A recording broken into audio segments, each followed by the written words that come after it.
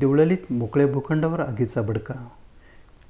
Deolali camp येथील सारंगवाडी रोडलगत असलेल्या एका मोकळ्या भूखंडावर रविवार दिनांक 3 मार्च रोजी दुपारी 4 वाजेच्या सुमारास आग भडकली होती.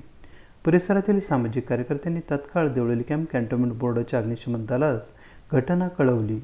अग्निशमन दलाच्या पथकाचे संजय सकट, जयदीप नेसाळ, भाऊसाहेब सानप यांनी तत्काळ घटनास्थळी धाव घेऊन लागलेल्या आगीवर पाण्याचा मारा केल्याने आग विझवण्यात जवानांना यश मिळाले.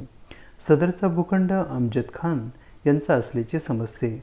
अग्निशमन दलाच्या जवानांनी आग वेळीच विझवली नसती तर लगतच्या शेतात असलेल्या अरुण पुंडलिक गावंडे यांच्या गव्हाच्या पिकाला आगीची झळ पोचली असती. त्यामुळे मोठी आर्थिक हानी झाली असती. मात्र सुदैवाने ती हानी टळली आहे.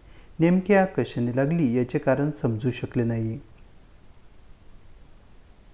AB न्यूजसाठी प्रमोद रहाणे, देवळाली कॅम्प, नाशिक.